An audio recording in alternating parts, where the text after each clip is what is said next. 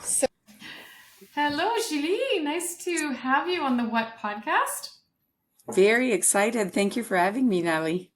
Yeah, it's such a pleasure to have this, up close one-on-one time with you because I see you in the classes, but I don't always get to see you, talk to students this closely. So tell Yeah. our audience about hmm you and hmm what's important, and then we'll just get started. Awesome. Well, currently I am the Vice President of Sales and Marketing at Purity Life Health Products. We've been in the industry, the company, for 40 years. Oh wow. And yes, I've been with the company for 20 of those years.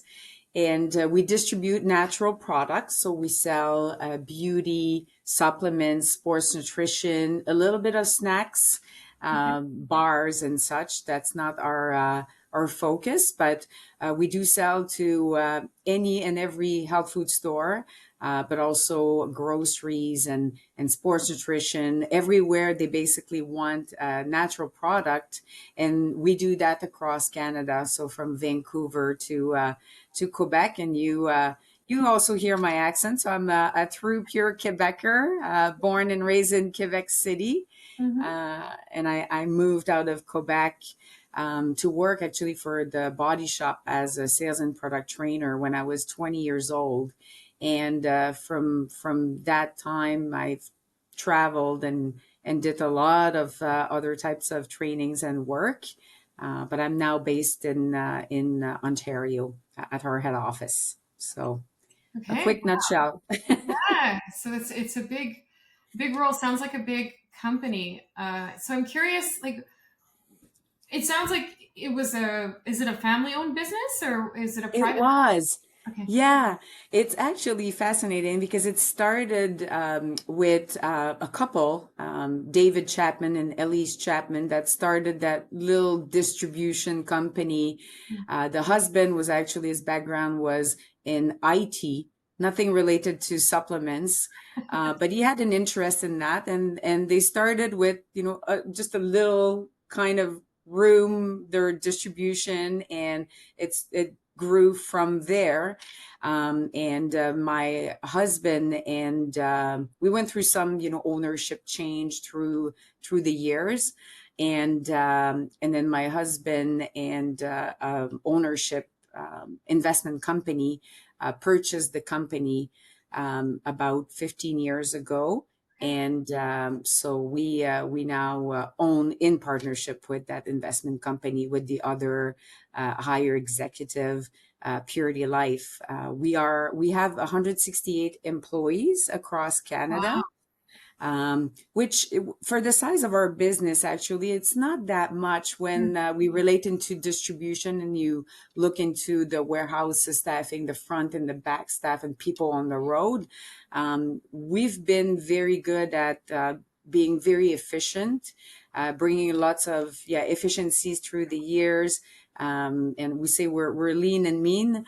But that's the basically where the company started, and it's kind of a funny parallel now that my husband and I sort of with the investment group, but we sort of took over from the ex owner that were also a couple. So that's kind of a interesting kind of Okay. following. Oh, interesting. Yeah. Wow. So then I'm really curious about what it's like to manage 168 people. And in parallel, if you can talk a little bit about what brought you to coaching. I wonder if Yeah. is there a connection? Oh, there is absolutely, well, a funny connection, but yeah. So managing that many employee is it's intense in the sense that everybody has their own personality. Every department has their own personality. And I was actually listening to one of your podcasts that you did not a long time ago, and another lady was talking about, the sort of I would say the personality of each group, while you have the vision and the values of the company, but each little, group has their own in a way in reflection and following the top rules. So I would say that that's one thing that is fascinating is although you have all the VPs for us that manage a group, the production or finance or purchasing, and under me, sales and marketing. Um, it's it's a lot of day to day support, and we've been very good at Purity to invest heavily in different type of coaching for all of those groups to make sure that they not only had the skills and the tools to do their job, but also to develop on different side. And we did the Maxwell leadership, Mhm. helping leaders to understand a different level of leadership, where they were on that pyramid. Recently we did the radical candor, Oh, nice. again, yes, giving extra tool. And we developed in-house a group called Level Up program. Mm-hmm. So it's kind of a program where we mentor people. So we have sessions. I've done a session on the that was a working genius. Yeah, we started with the working genius. So I'm certified in there. Again, another tool that we use in our day-to-day conversation with our team. And I gave a session to the employees that signed up, and that gives them extra tool. And then we offer to them, if they want to be mixed or matched with a mentor.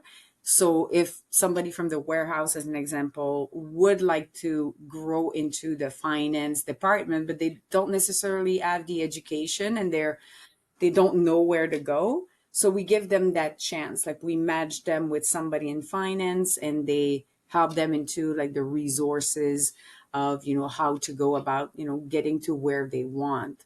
So that leads me to the why, getting into the coaching academy. The first reason was that in the back of my mind, I needed a plan B. So when one day I retire from my current job, I wanted to have something that was similar to, in a way, of what I do at work on a daily basis, which is one part of my job is to manage my team. And I thought I was coaching them, and I say I thought I was coaching them, but I was more being a consultant with them, instead of having them into that coaching mindset or conversation.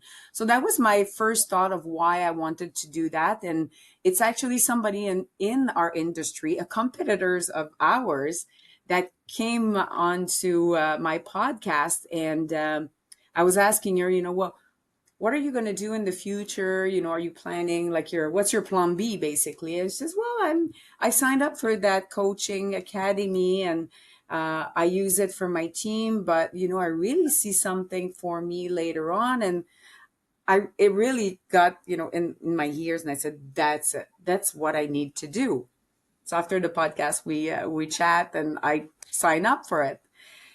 But then when I The started, perfect entrepreneur. The perfect yeah. entrepreneur, right? Jump right in. Okay. Oh yeah, oh yeah, and that's a good thing on my side, but that's also something that I've learned, and Mm-hmm. I've learned that, I would say, the hard way, but that's not the proper word to say. But when we started the course, and I realized what was coaching, which is very different than consulting, and putting aside the advice monster, but really to give space to the person in front of you and help them to find, what was going on, understanding, where they should go and what decision they want to make, or finding the way.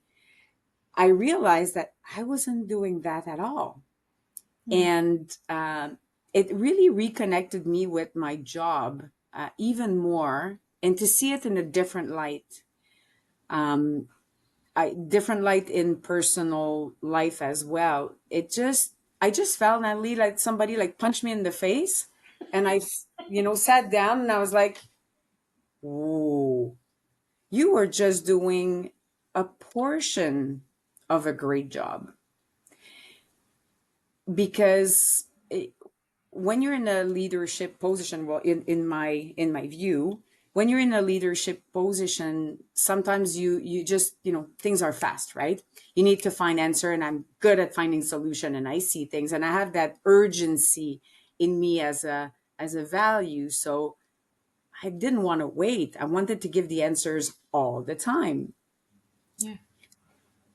And coaching brought me, for the first, I would say, 3 weeks, I was debating with myself. And I was really saying, am I in the right course? Can I do this? Like, is this really something that I'm so strongly built to, be a consultant, really? And even with my team. I persevered as I always do. And I said, no, no, there's something. Just stay put. There's something here for you. And I really enjoyed the group and your method and the information that you were bringing. So I said, let's stay here. There's something. And I actually started to practice with my team, changing the way we were doing our one-on-one, Mm. because every week I have a 1 hour one-on-one with all of my reports. Wow. Yes. And yeah, and then I switched that and I told them in advance. I Good. said, I'm doing this coaching academy, and I will be listening more to you.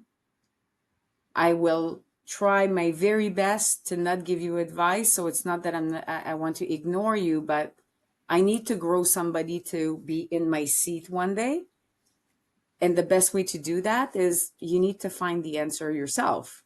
Mm. So they heard me, but when we started to do it, it was fascinating. All their face was just like blank stare, waiting for me Hmm. to give answer. And I resisted. I failed sometimes because of the urgency of what's happening in our business. Sometimes I really need to jump in. But it's that you're at a leadership level, that you want to open your own business in coaching or not. It's a life skill, honestly. That's what I'm realizing. Yeah. And yeah, it's just mind blowing, honestly. Even in your personal life, when you start listening, but really listening.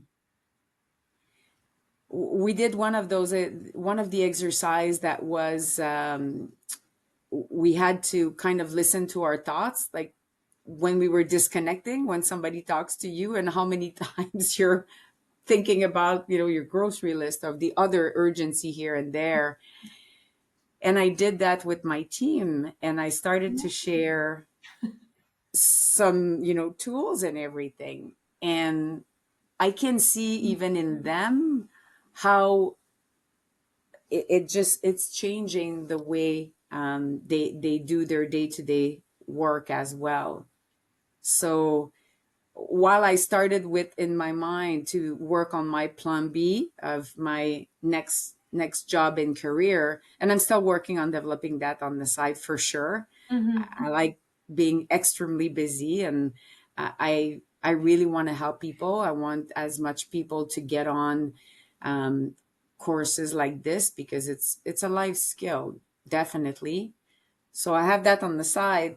But then right now, with all of our people at Purity Life, it is such a valuable new tools in my tool bag. Changing, the way we do things. And I think that in with everything that is happening in the world right now, and AI and this and that, which is great, we have to embrace that. It's technology saving us time. But the human connection I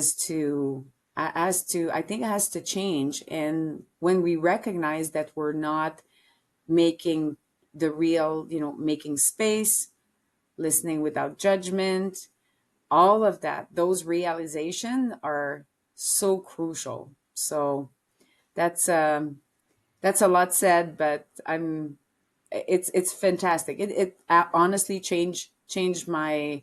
I'm 50 years old now, and it's like I took a total spin on how I did things since now. Mm. So yeah. I love the humility that it need. You have to come to this work with humility because it is a lot of unlearning. right? For people who are, our ages, who are coming through, which a lot of people are around this, this age. Yeah. They've been doing something. I remember a 76-year-old man came to our program, and he looked at me, blank stare, and he said, "Where was this 35 years ago?" He said, "I don't think I've ever asked anybody an open-ended question." And this is a very high level executive in the mining world. And he was like, he said, "I'm going to spend this entire program learning how to ask open ended questions," because he just had never thought to. And he had managed huge groups and teams and worked internationally. And he just thought how much difference this could have made for him had he learned this earlier. And I've heard that many, many times. And you're Yeah. right. It's a linguistic tool before anything else. Like, coaching, yeah, it's a profession, but it's a way of being with people, right? Agree. Totally agree. I was just in a meeting actually in Montreal before coming here, and I used it. And usually in a meeting with a brand, when we review numbers and their what they want and their focus, and we're reviewing the year, we like I tend to really jump in and I'm direct to the point and I'm very directive. Mm. And I totally took the opposite. And we had a broker sitting there that used to work for us that I helped her to change position because she wasn't happy in being in a sales job. So she was sitting across me and she knows me. And then I'm sitting there with that owner of that brand and I'm asking questions. And I'm not saying anything about us, but I'm just making her talk and talk. And then she goes to get something. And then the girl that used to work with us, she looks at me and says, "Julie, you talked to me about that course you're taking. This is huge." And I said, "Okay, what do you mean by this?" And I said, "Well, we'll talk later," because she was coming back. And I sat with her after and I had a coffee. And she said, it's great to see a leader in the industry. Like I've been around for 20 years. People know me in the industry and they respect, my thoughts and everything. But she says, when you ask question like this, the persons get, so interested as well. And connections are better for sure. And it gives you another perspective. Otherwise, you talk, you say everything, but you don't hear the other person. You don't know the other person because you're not curious enough. And that was great for me to hear her. And after she says, "Can you be my coach?" And I said, "Okay, this is great. That works. We'll do that." That's great. Yeah, that was really great. But like anything else that we were talking about all the different course and management tools that we've provided to our team. The key in all of that, and I think that many companies, push courses and new, assessment type, but the key is to use it. Yeah. You can have great diplomas. We talked about the 360 review. What I see, and we in our company, we've been very also guilty of that. We did the Myers Briggs. Everybody got their results, but nobody really used it. Yeah. Then when we got the working genius, I embraced it. Mm. I really embraced it. So now with our team, when we're in a meeting, we can say, like, you've done the working genius? You're aware of that I'm aware of assessment? the Genius Network, but I don't think I've done the Okay. Genius. Yeah, Working Yeah, Genius. it's pretty cool. It's very simplified. It's basically a productivity tool. So it gives you two geniuses, which what gives you energy Oh in work. Like yeah. what step of the work you get energized of doing in a project, and your two areas that suck the life out of you, basically. So we got everybody their testing done, And then I took on myself to say, hey, we're not going to put that investment in the toilet like we did with the other one that nobody's using it. So now everybody on their desk, they have their genius and they have their areas of, frustration. That's what we call Mm-hmm. it. Mm-hmm. Mm-hmm. We realigned people in position that were against their genius. And night and day, Natalie, even people that we were about to let go became successful and happy. Oh wow. And yeah, and also we use that tool also when we book meetings. Like as an example, one of the genius is the invention, so the person who constantly have ideas. So if we're at the beginning of a project and we need ideas, we say it. We say this meeting will focus more on the invention people. So people who are tenacity and supposed to finish the project, you can talk, of course, but that's not your time to take the whole, meeting time. Right. So yeah, so it's I think it's one key of any tools that company use is to make sure that you really implement it throughout the different level or layers of the company. Otherwise, then you just think that all of these nice program, they don't work, but they don't work because you don't implement it. So another learning.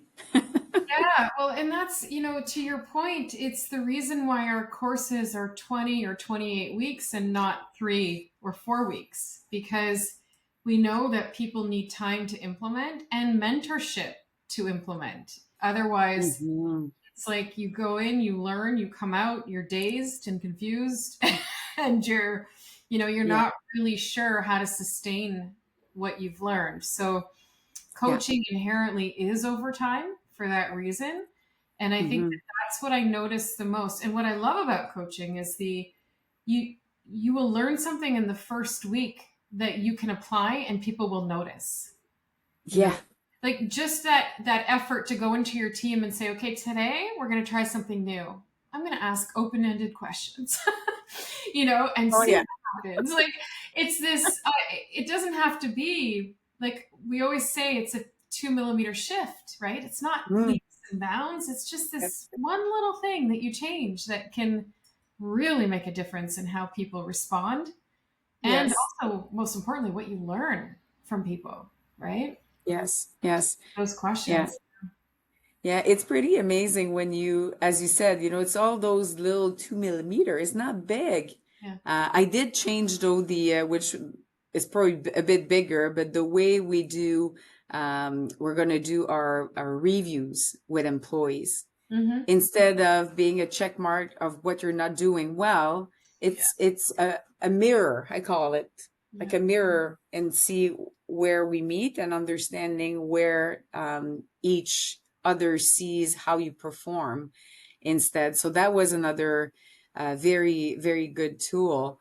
Um, The but possibilities wheel is a great tool for that. that is, Fill out your wheel. I'll fill out mine. Put the competencies around, and then you get to meet in the middle. Like, where are the yes, gaps? Where are the synergies? I just think it's the most simple yet powerful awareness when you can, approach with that kind of interest in yeah, what people. I think people, like we say, like coaching is all about the client is the expert in their own life, right? And mm-hmm, it sounds mm-hmm, like it's just a statement like, oh, we can just, yeah, I'm the expert in my life because I know my life. But really, yeah, what it comes down to is people know what they need. If we give them the space to own that, to be exactly as they are instead of wanting them to fit a mold, which to an yes, extent, I get in business, we need things done. But yes, what I've learned, like there's an assessment called the Colby, which I've done through other training. It sounds a lot like the genius, the yeah, working genius. It changing, has, and what I found was that I want to work with people who have the opposite skills that I have, so that we mm-hmm, can complement each other as mm-hmm, opposed to overstep each other and then create frustration. And certain roles, and just understanding what the role needs and then filling the role with the right talent is so, it begins with inquiry, right? Like, It does, and people sometimes will want to answer what they think you want to hear. yeah, And if you're a strong leader, not that they're negative to it, they just think that you know better, and whatever you say has to be the right way because you're up, you made it there. Or and for me again, that was a big revelation when I started to do more of that coaching, because I've realized that impact that I had on my team. And I really, and that's what I was, pushing them, because they didn't want to talk first. And, I have lots of ideas, and that's a bit of a little bit of a problem, because in my team, there's not a lot of I. So I'm the I in the team. And I want them to say something anyway. I want them like to really bring who they are. And we had a retreat 2 weeks ago where a full day all together. And I really push on that.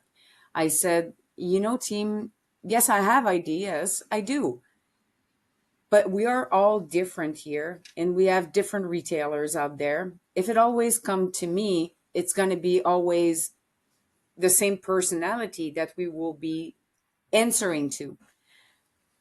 All of you have different background, different preferences. And if we don't open up and share that, then we'll be always, being one side, one track mind.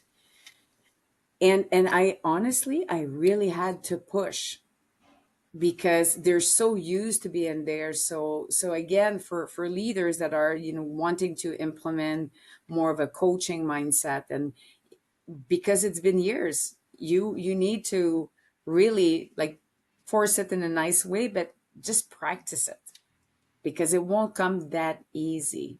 yeah. So yeah. Well, I love when I do these leadership workshops, and then the people on the team are really really excited. We're going to go try this, and so they jump out and they go back to work and they start asking a bunch of questions that they never asked before. Yeah. And then they come back and they say it's not working. They don't want to answer, and I was like, well, did you give them a little bit of like warning? I'm taking a course. I'm trying something new. Yeah. You have to set it up because people will feel set up. They will feel like True. unsafe to answer an open ended inquiry when they're normally asked a yes or no question, right? True. Or you're telling True. them what to do. It's, of Yeah. course, destabilizing. And people, so you have to build the trust first. And what you did, I think, is exactly what you need to do. Mm, Give people permission to voice a different opinion. And once you do absolutely. that, it takes some time. It's not the first time, but when they start to see that consistently the invitation is there and there's no Mhm. repercussion, there's no bad That's outcome, key. Yeah. that's when they get to think, oh, so my ideas are welcome. Even when they're Yes. not, acted on, it's about pulling the ideas and the innovation that comes from the different points of view, as you said, in the room, right? Mm-hmm. Mm-hmm. What's exactly there's one of the facilitator we had a couple of years ago. She worked with us a couple of years on different program. We did the imposter syndrome, different type of things, Yeah. and she was really hitting us, the management team, the higher management team, with trust. The team doesn't have trust yet. I see it, and we're all like, all the VPs are like, no, they do trust us. And she was, nope, I'm telling you guys, there's something that is missing. And I went and I sat with her and I said, I don't get it. Like, I really feel my team trusts me. She says, they trust you, but are they really opening up? Are they really telling their truth? And I was fascinated by that. And I'm happy that she really pushed on us on this, because it really, really changed. Where there's a lot of, as you know, in higher leadership, a lot of people are alphas, or they're really strong minded, and just your energy getting in a room gets in front of you before. So people are like, oh, there might be repercussion, just as you said. But when you start practicing and there's no repercussion, that's when that trust starts to build. And and for me, I think I alluded that in the course, I was in a very unique situation because before I got the position as VP of Sales and Marketing, I was at the other level of the managers where they were asked to be transparent by that facilitator and really bringing up, that was years ago, but there was tensions between some departments. And I'm sitting there, I'm the wife of the owner, Mm-hmm. and it's like, yeah, how open can we be? Mm-hmm. And it took a while to build for them that trust, which is totally understandable. Mm-hmm. But it's true, those, practices and using all the tools that we use to get there.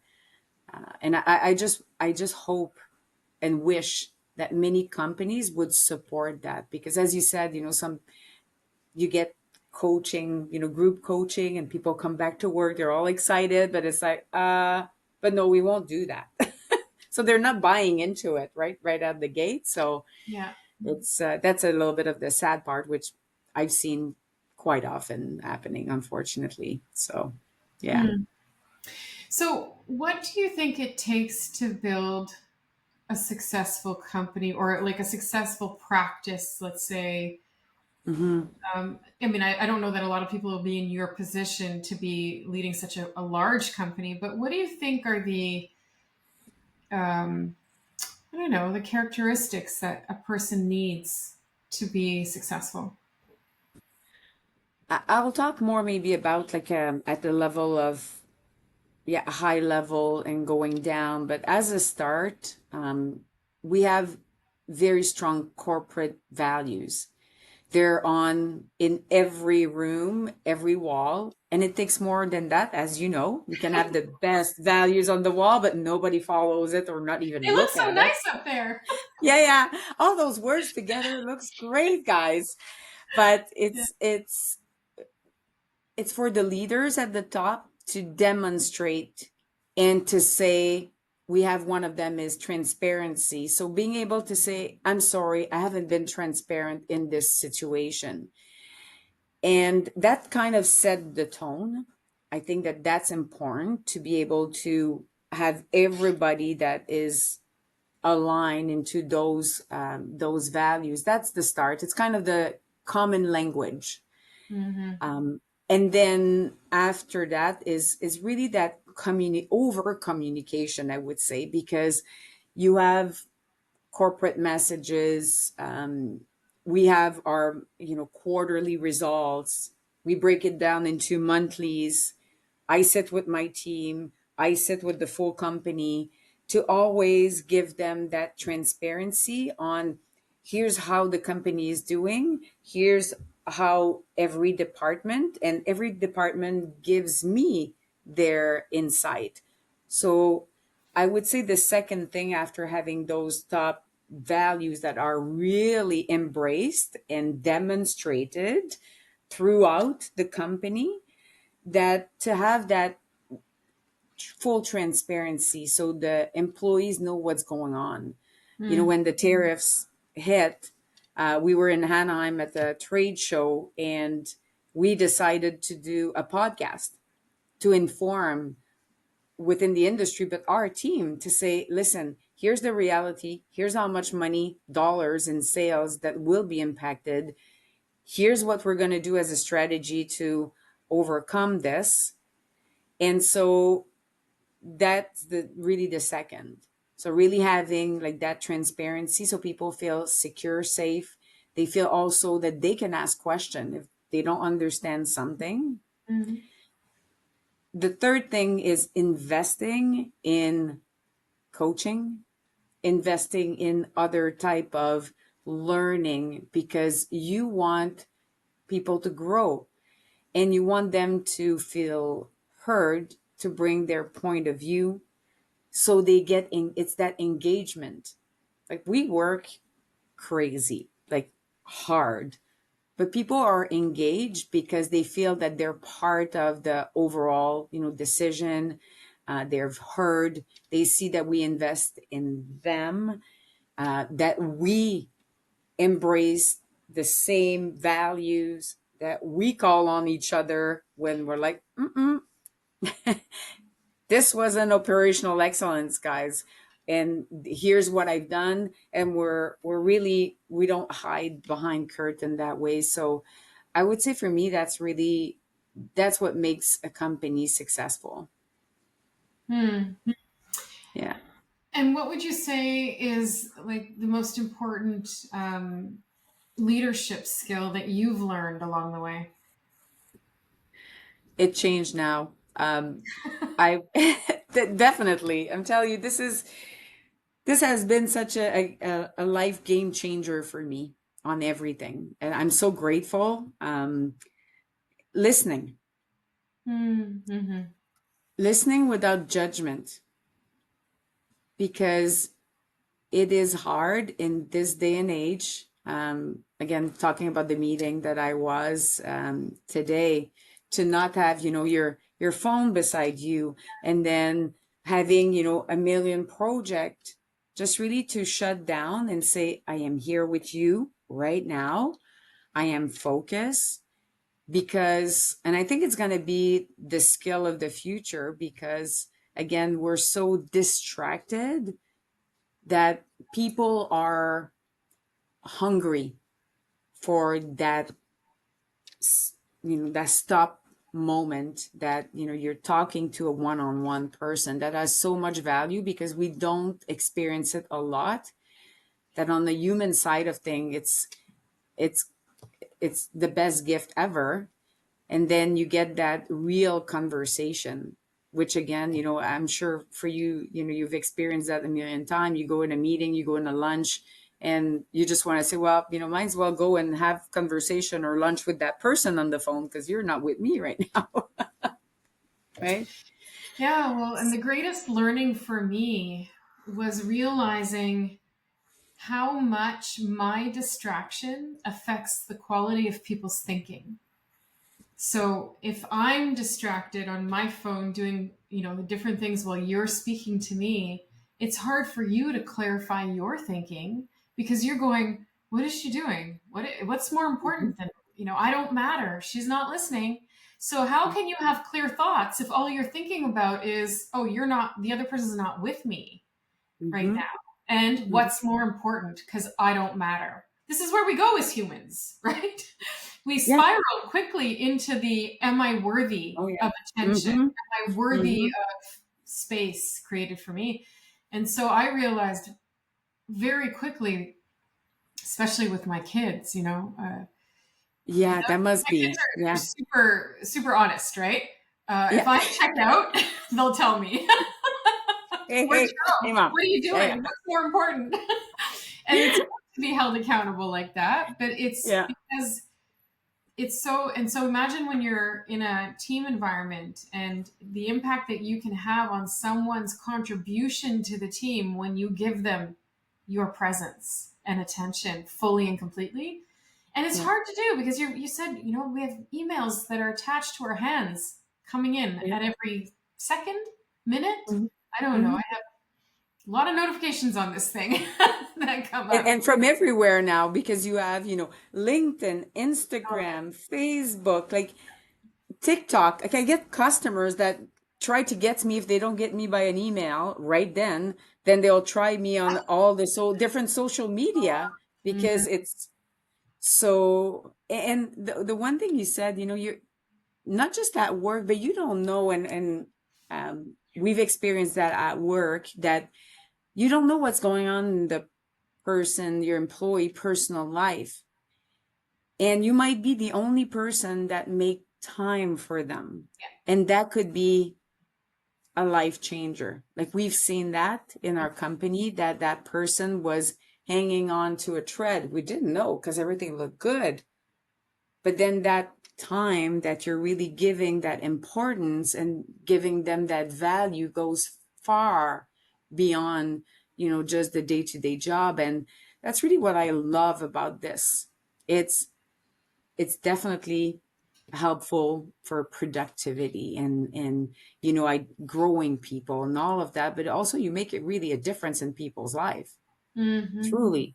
Mm-hmm. And I even saw it with my husband because we work together, we work out together, we're always together. But I've noticed that, for him, quality time is one of his love language. So quality time, but we're always working and we love it. It's not, nobody needs to feel sorry for ourselves. We just love it. Mm-hmm.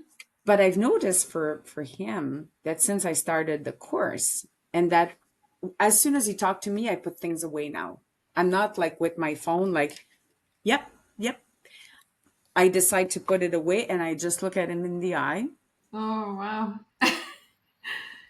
First, he was kind of, but I saw even in him a change. And I asked him yesterday, because I know we do the podcast, and I said, how much do you feel that it changed and how good it is? He says, I don't want you to stop that course. This is awesome. This is great. That's great. So you earn lots of Oh, points there, Natalie. thank you. Oh my goodness. Yeah. But can you imagine, like, you're Yeah. even in your personal life, the impact? Like, I don't have kids. My husband has two daughters. They never lived with us, but I didn't experience that connection with, having kids after me, that I need to give them that attention. But it's, for me, it's my husband. And because we worked in the same company, I thought that was, that's great. But he needed that time without me realizing this. Mm. And that's a big difference. So, yeah, it's another extra benefit. Well, I love when people tell me that the first place they notice a big change is their personal relationships, because Yeah. those are the ones that I mean, I don't know if well, they're so important, right? They're so important to us, and Hmm. I have a lot of people say that changes their relationship with their kids too. It's we're so used to wanting to be right, not it's wanting to be right, but it's also saying something of value. And we think value is attached to knowledge, to Hmm. wisdom, to our experience, and to everything we know, right? When Yeah. really, like, one of my mentors, who is really somebody kind of twice removed from me, but is the person who developed the programs that of strategic coach that I go to once a quarter. It's for Yeah. entrepreneurs learning to grow their business. And so Dan Sullivan has written a lot of books, and Yeah. when I first met him over 30 years ago, by the way, when I was very young, and the person that I worked for put me into his programs, Nice. and as like an assistant. But at the time, he said something I'll never forget. And he said, if you want people to like you, ask a question and shut the F up. It's Yeah. not tell them everything you know, right? It's ask a question, because, and then I later realized that curiosity is the most generous thing someone can give you. When they want to Yes. know something about you, isn't that the most generous feeling in the world? You feel So, important. You feel you matter. yeah, but have we gotten it all wrong for so many years? Like, why aren't we teaching this in schools? I absolutely, I'm really into, it's funny, yesterday night I was in my hotel room and I was really thinking about all of this to really share how important this is. Mm, It's just human 101. But we've forgotten that, and life is so fast right now, and we just don't take time. We just want to, as you said, just blah, everything that we've experienced, but we have a human being in front of us and we're just on to the next thing. We don't take time and that curiosity to dig deeper, and it's so fascinating. The lady I met today, she was talking that she worked, she was like 24 years old, moved in the US, took over a company for her dad that was in the something aluminum or something like that. And she was surrounded by men in a very different area in the US, which was not pro women, let's say, to be a leader. But think about the type of industry she was in. And before I would have said, oh, great, let's get into the business and let's look at the numbers, like being right on, Mm, my urgency target. Let's get to the point. I put that aside and I just asked her a bunch of questions to know more. And it just changed. We got to the numbers, yeah. but the conversation, and I could see that it was kind of for her, a moment to stop and acknowledge what she's achieved, which is beautiful to give that to somebody. That aha moment that when you do the coaching session and then somebody is like, oh, Mm-hmm. Mm-hmm. yeah, right. And so that's the part that, I'm really sharing the message around, because it's a gift of life. And again, I'm repeating the human 101, but that should be absolutely in school, and say, put all your stuff away, just sit face to face and ask questions. Be curious to know, where the person is coming from, what's their aspiration, and just make them talk. Yeah. It's Yeah. Well, I yeah. speak to a lot of schools. I do a lot of work with Oh, you schools. do? Yeah. Yeah. We do Good. really great like leaders coach workshops with an international school and a few other clients who Yes. are schools. And one of the things that I noticed I mean, especially the public schools, they have budgetary issues. They have, a bunch of Mhm. different obstacles. But I always say Yeah. to them, what are you prioritizing? And it comes down to that. When our goals are smarter, faster, better, that's what we prioritize. We don't prioritize connection, Mm-hmm. belonging, you know, uh, Mm-hmm. just creating Yeah. space for people. So, what are we prioritizing as humans when Yeah. we get straight to the numbers instead of, "Hi, how are you today?" Yeah. What's important to you today? And Yeah. what I've experienced of Asian cultures is that they actually do prioritize the relationship before business. And it seems significant and embedded almost that first I need to know who you are before I do business with you. And Yeah. it's slower, but it's Mm-hmm. so much more meaningful and it's so much more like human. It's a human experience. It's not a transaction. Yeah. And long lasting.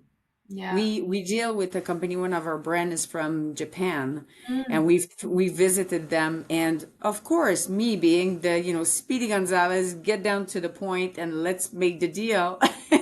It's exactly. And I actually had to slow down, as you're saying, and it's way better because it's that long term. We still have the brand, and it's never going to go away, because it's built on human connection.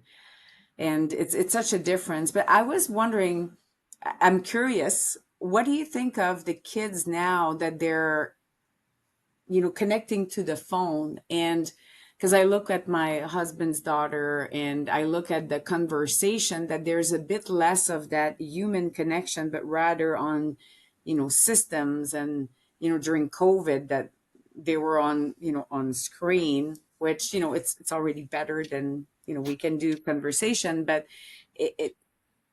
are you thinking that, or they will need even more of that type of training? I've heard it labeled the modern loneliness, which is Okay. we're always connected to the device, but not to each other. Mm-hmm. It creates modern loneliness. So this idea of feeling like there's that void, that lack of connection. Because like people ask me all the time, what's the future of coaching? Is AI going to replace coaching?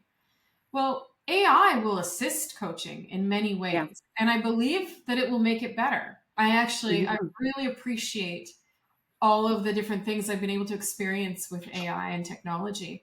And I can see it having a really great place in training coaches. I also Mm-hmm. see it having a really great place in assisting coaches to work with clients to develop, over time, long-term goals or whatever it might be. But it's not going to replace coaching because coaching is about what we're talking about, that human energetic feeling of being mirrored and seen. AI can't do that. And I was, Hmm. I've been reading a lot about AI I recently. bet. And it's amazing what this technology will do. Like they're talking about simulating brain, like of somebody's brain. And then when that person dies, they like, I don't know, forgive me, I don't know Yeah. the technology, but basically replicating all of the memories and all of the sympathetic nervous system type of, activity in this brain and body Yeah. to reproduce this human from an AI perspective, though, like a technology, really, an artificial being, right? And but you will know the person who loved that person will know Yeah. because of the Yeah. lack of the energetic connection. And so I think that we have to make a superhuman human effort to Mhm. um, somehow, like, I don't know, get between the machines and our young people, because we're going to be losing so much compassion, empathy, energetic connection, belonging. Like, I can have a conversation with Chat GPT now. GPT. I can Yeah. I can have I had a conversation this morning about the weather because it's snowing here and I wanted to cry. No, I woke up this morning because I'm here in Montreal, right? And I woke up That's and terrible. it was a storm and then the hail and everything. And yeah, so you had a I conversation. had a conversation. I was like, is What's going summer ever on? gonna come? And she was like, well, hello, Natalie, how are you today? I was like, I'm terrible. It's snowing. She's like, it's snowing in April? I was like, yes. I said, please tell me the summer forecast. And so she starts telling me about the summer forecast. And she expressed empathy. She expressed, Yeah. an acknowledgement, and then Yeah. she helped. Like, I Yeah. could see people developing relationships with AI, Oh, yeah. but in the Yeah. end, it's not the human, like, connection It's that the we're vibe. for. Yeah, it's more Yeah. energetic than anything. Yeah. Yeah, it's the right word. It's definitely energetic because I was doing we're doing a trends talk at our big trade show in at the end of April in Vancouver, and I was working on my PowerPoint, and then I sent it in, and I said, "Make it better." Mm. And then it started the conversation of, I can do this, and what about that? And I'm like, oh my God, this is like it's we've seen movies. I'm 50 Oh yeah, now. yeah. Seen movies I'm that 52. we were, Total Recall. oh yeah, yeah, exactly. And we're like, That nah. one. Oh my goodness, that one blew me away. I know. And in coaching, I saw that you can have developing like somebody that looks like you that Hmm. will come and do the sort of the in-between check-in. Oh wow. So that's it's kind of cool if you have like a big business and you want to have like small check-in in between the big one. But again, I just think that somebody that um, is lacking that human connection, that's you feel it. You just feel like it's in the back of your mind. You can have a conversation, but it's not a human. It's yeah. So I think there's still a place for all of us. Well, yeah, I don't know. It's interesting to see the developments, and I'm very curious to see where it will lead. But I think that, like anything, right now AI is in a place where it needs expertise or humans to interpret and evaluate what AI is doing, because we can't really rely on AI 110%, right, for the source or the Mm, quality of information. So there's still human expertise and human interpretations mhm. that need to be accompanying Touch AI, points. which is, that's so far. I think we're a long way from it replacing the human race.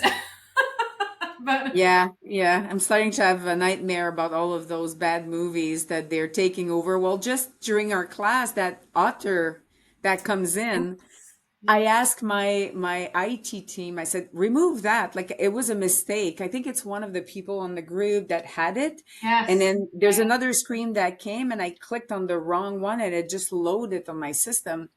But actually, that AI system opened up a meeting for me without me being in there yet. And I had a vendor say, "Hey, Julie, you opened the meeting. Are you coming or are you there?" And I was like, "Oh, okay. This is a little too much here. I still want to have a little bit of control." Yeah, that's we're gonna see those things happen for sure over and over. Yeah. Yeah, absolutely. I am conscious of time because I'm actually teaching in 5 minutes. Oh, yeah, you have to run and I have to get ready for tonight too. Yeah. Well, I just want to ask you one question. So I know Yes. like your energy is powerful. You feel like I can Thank feel you. it and I love your energy and I'm curious to know because people ask me a lot too. What Yeah. keeps you motivated? Like what keeps you connected to always just improving? I was like that since I'm a kid. I was waking up in the morning, like I wake up at 3:30, not because I have to, but just because I'm excited for life. I it's just it's a very good question. I don't really have a very good answer. It's just the way I'm wired. I'm just hopeful Mm, and I just want to make things better. I never see, with all the tariffs and everything, like the world where it is now. I'm hearing people saying, "Oh, I don't see that." mm. I'm here it is. I like finding solutions. So whatever is in front of me, I just want to make it work. And so every day there's a million possibilities. So I'm fueled constantly. So yeah. I love it. Perfect way to end. I think that's awesome. Thank you. I love your energy too. So I was very happy to have time with you today. So thank you for that. Well, thanks for your time, Judy, and we'll let you know. Where can people reach you if ever they want to, connect? I do have my LinkedIn, so if they look at Julie Drapeau, they will find me. Also on Instagram a lot. I'm at JD_girl power, and I put work, fun, everything about me is there. So Okay. that's where you All can right. find me. Thank you. Thank We'll put you. this in the show notes as well. Thanks. Thank you.